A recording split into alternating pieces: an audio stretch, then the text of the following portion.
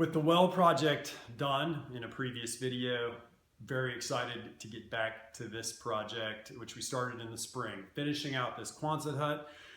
Two things. Thank you very much to all the new subscribers to the channel who are supporting us and following along on our homesteading farm adventure and the various projects, really random projects that we get into out here. If you'd like to follow along and see what we're doing, keep up with this project, please hit the subscribe button below. Secondly, to people who watched the previous video, the first video in this series on the Quonset hut, apologies. That was a terrible video. Two things. It was a long day. I was just really excited about actually starting this project and wanted to shoot a video and ended up just standing still. Did not have my cameraman Isaac to come follow me around and make the camera video a little bit better. And two, the hum in the background. This beast of a light, this PL lighting system, high pressure light, is thankfully down, but that was the cause of the hum in the background. It drove me a little bit crazy, and obviously if you know anything about these lights, every time you came in here, if you turned it off, you had to wait 10 minutes before you turned it back on. Interesting. I was looking to see how much one of these things was worth, and when I did research on it on the line, it came up. It's a grow light. It's a horticulture lighting system, and I found it on a lot of websites, links to growing particular plants indoors, if you know what I mean, which explains why they ran water out here and a drain out here only. I'm guessing the previous owners were going to set this up as a grow room. Let's go talk about framing. All right, as I said in the previous video, let me back up. Why are we doing this? Need to insulate this. I need this to be a sealed building, mostly for humidity, because it's really being out here in an unsealed, non-climate controlled space is wreaking havoc on power tools that I have. So 2 years in on the property, things have just been dumped in here, don't have any storage, can't really use the space functionally. I liken it to having a kitchen without cabinets or counters or anything else, that all of your plates, silverware, spices, food items are just sitting on the floor, because that's effectively what we have. I don't have any shelving system or anything else. It's just not a functional workshop, which is what I need it to be, is a functional woodworking shop. So as I said in that video, we need to insulate it. I looked into what some people have done, and I said this before, I'm just going to repeat it quickly. People use spray foam insulation in some of these buildings, but as the research that I did showed that over time, the heating and the expansion and contraction from the heating and cooling of the metal, that stuff in a lot of forums and websites said it popped off, it fell off in big pieces. Secondly, that doesn't really work for us, because even if you put that spray foam insulation on there, I still don't end up having storage. I don't have shelves, I don't have room for cabinets or anything else. So for us, the solution is to do this, is to create a frame inside of the metal structure that we can attach things to, and that we can also put insulation in. So let's talk about how we went about doing the framing, and then I'm going to walk around and look at a few other things like how we're going to do insulation, the electrical, and plumbing. Framing in this Quonset hut is not as easy as I didn't build this structure, so I'm going to talk about it in other places. It's in no way plumb or square. I mean, we're blessed that it was here. We bought it. It's been great. It was allowed us to put a lot of things that were in previous wood shop and our garage in this space.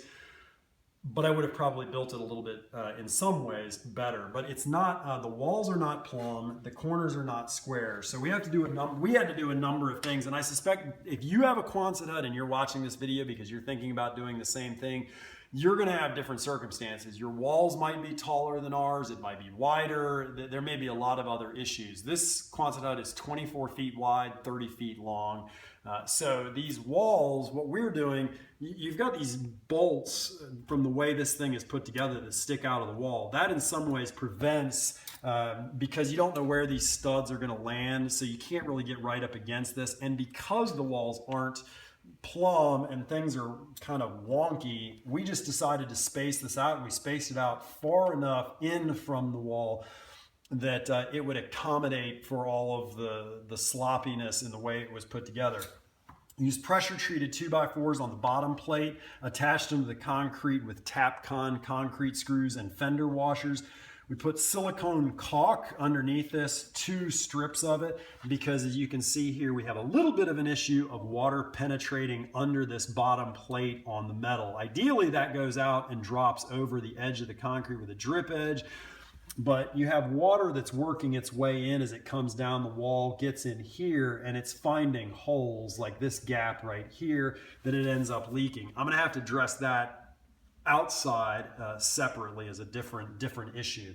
So from here we go up. It's a pretty simple process of just making sure that this first 4-foot section is plumb and square in the corner.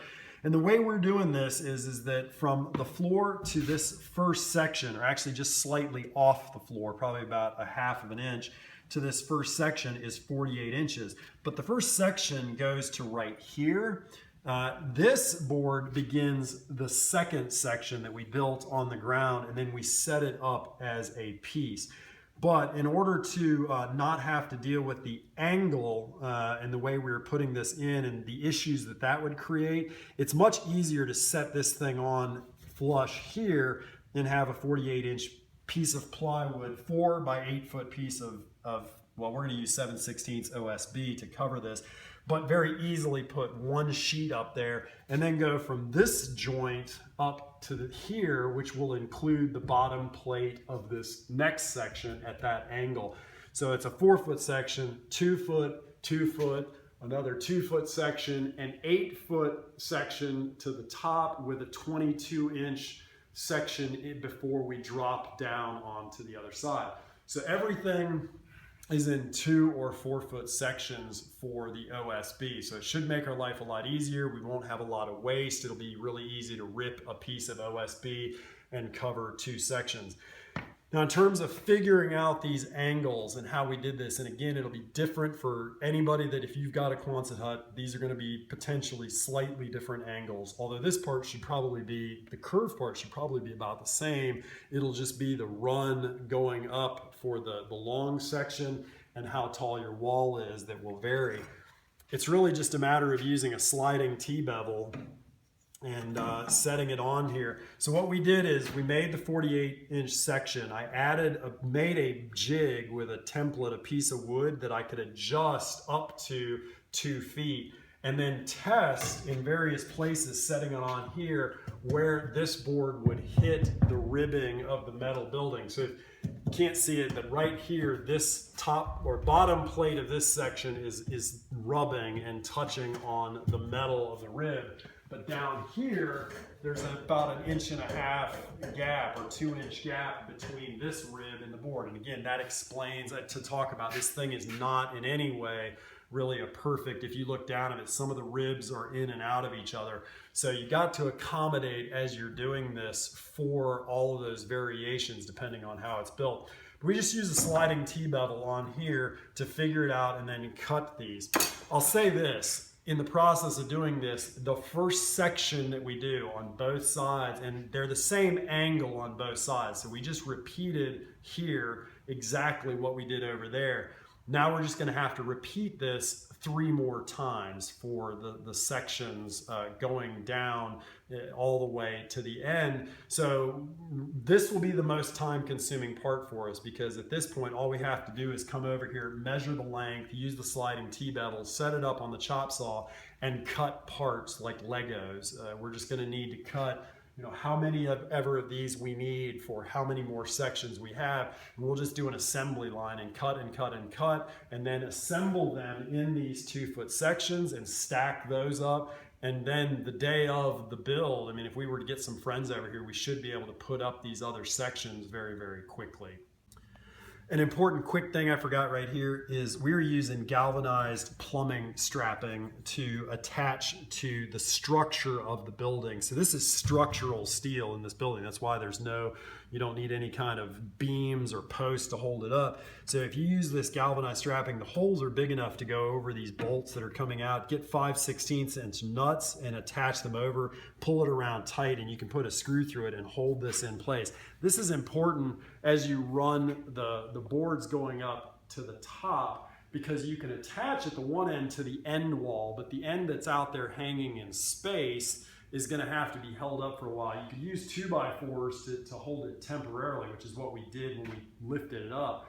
But using that strapping and just having strapping hanging down already from one of those bolts, once you get it up there and you're held into place, you can just pull that strapping around and shoot a screw through it, and it'll hold it temporarily, securely up in place until you get the other parts of it attached from the other side, and then the weight is going to sort of settle and push down out to the outer edges. Nothing magic about the end wall, except that in our case, again, this is so completely out of plumb. I mean, a good example here by this door is the frame on this door down at the bottom is sitting inside the wall by a ½ inch. But up here, it's almost 2 inches out of plumb. So that's how out of plumb the wall was on the building.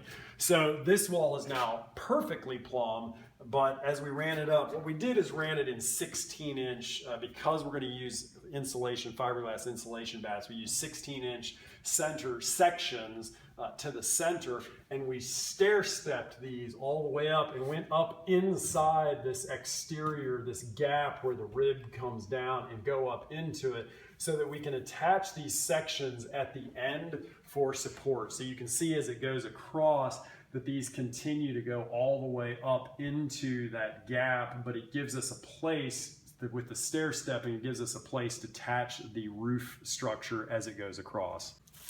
Insulation is real simple. The whole idea behind this is that we're going to use pretty standard fiberglass wall insulation, just like this. We'll attach it, put it in there, staple it up, and then come back over with the OSB sheathing on the top of it. So we'll create this air space on the back side and then have insulation in here and have it skinned out. So we should end up with a quite insulated, nicely insulated space. Electrical, we're really fortunate. The previous owners ran a 100-amp service out into this building. They didn't have anything out here except for the 2 grow lights, one of which didn't work, the garage door opener, and 1 outlet, 1 receptacle. So we are going to probably fill this quite a bit with 20-amp breakers and services going to receptacles all along the shop to plug in power tools in various places, and also 220 receptacles for other power tools like the table saw, and also to get a lot better lighting in various places. This light that we're using in here that we replaced, this is an LED, a 4-foot LED light, and I have to say I'm really happy with it from Lowe's. It wasn't cheap, maybe I could probably find it cheaper, but I needed a light in here once we took the other one out, so I just went to Lowe's and grabbed one. The light itself is right in the middle of the spectrum. It's a really nice light. It's not blue, it's not yellow, it's pretty close to natural light, right? There's no hum, it heats up, it goes quickly, very energy efficient. So I don't know what the longevity is gonna be, but so far I'm pretty happy. I'm just gonna run a whole thing of those LED lights down the center of this space to light it up. This has nothing to do with if you're wanting to frame and insulate a Quonset. It has more to do with the specific project we're doing, which is to turn this into really a studio / woodworking shop. I mean, lots of other projects, but our shop is quite far removed from the house. I mean, it's not that far, but it's a decent walk. So we're going to put in a bathroom. Since this is the water, if you watch the video on the well, this is the supply line that comes in from the farm side of our property well. They ran that in here. They also ran a pipe that goes out to a water spigot on the outside of the building. And this property used to have a mobile home on it, as I understand, on this side of the farm. And so there was an existing septic tank and field. So we're going to tie into that. I mean, they had a plumbing line that was going to be tied into it anyways. We cut through the concrete floor. Let me just say, that was a project. They may not have built the building plumb, and they may not have gotten this part, the metal part, square and plumb, but when they did the concrete floor, they did the concrete floor. It's about 8 inches thick where it probably could have been 4. They used fiber reinforced, heavy metal wire down under there. And honestly, in this entire slab, I used to do construction, this entire slab, 24 feet by 30 feet, there isn't a single crack in it. And it's at this point 10 years old. So it's not going anywhere, very heavy duty, but it was a challenge to cut through this. So we're gonna put a toilet here, a big utility sink over here, and this is gonna get framed in. They're gonna make sort of a room in this corner of the building that will have some some freezers, chest freezers with a liftable countertop that's going to go to the sink. We're going to use this as a space to process venison and livestock animals instead of bringing them into the house, or if we're doing it outside, especially, we can do some of the other finer parts of the processing in an indoor space. It'll be a little bit nicer. So we'll do that in here, and we have an old refrigerator. It's currently over in the other corner. We're going to move it over this way, and the water's here, so I'm going to run a water line to it, so we have cold water and ice and stuff out here, and other beverages will go in the refrigerator. But my hope would be is this will be a completely insulated space. So in the winter, we're going to use a wood stove for the heat in this space that'll go somewhere in the center, and then run the insulated ductwork for the flue out the side of the building and up instead of going through the roof. And I'll talk about that project when we get to it later. But in order to keep pipes from freezing out here, because I want to keep the water on all the time, I'm hoping by at least having, the refrigerator and a chest and the compressor in them when they run, those are going to generate a little bit of heat. But we'll also have a thermostatically controlled low energy heater in this space that'll come on with pocket doors, large pocket doors that'll open, so that the sink will be immediately accessible from the shop very easily, but also be able to close it off and keep this space warm to keep pipes from freezing, because obviously we're not going to heat this whole space all winter long, the rest of it. Right, we are really excited to get this project going. So hopefully, if you want to follow along, as again, it said, subscribe if you'd like to keep up with the project. Just can't wait to get in here. Got a break coming up from school, my other job. So we get a 2-week break to come in, hope over Christmas to get a fair amount of this done. We'll try and bring you along. It's a little bit of a challenge because we can't just take everything. We don't have anywhere to put all of this stuff. So we have to work on it with everything in here. So for those of you that have ever tried to do a renovation or construction project while you're living in a space, you understand how challenging that can be. So, we have a pile of tools, table saw and other tools that are here, but we're trying to leave a space around it. And actually with that, just to sort of say how we're going to try to do this is to start running the electrical out to a certain point and have wires effectively hanging out so that we can attach them to a box, a receptacle box in the wall. And then as we put another section on, we can attach to that, but that we can start insulating and skinning or sheathing one section of this and start putting in some shelves and other things at one end to get some of the tools that are over there up on the wall, and at least get them a little bit out of the way to make the process go a little faster. I mean, obviously, if you've got a Quonset hut and you can do this, you don't have anything in it, I think it'd be a lot easier to do without having to work around things constantly. But that's it. Really excited to do this and bring you along as we do it, this little adventure of a project we're doing. But man, I can't wait to have a shop again. I'm sure those of you who have shops and use them a lot will understand what it's like to not know where your tools are, that they're not in the same place, and you're having to constantly work around things that are just sitting on the floor. So we'll make videos and upload them as we can. And until the next video, thanks for watching. We'll see you soon. God bless.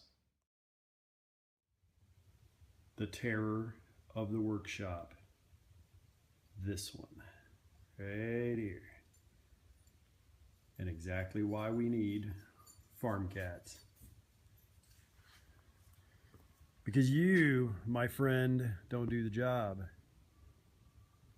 All right, little dude, go back out to your friends in the field.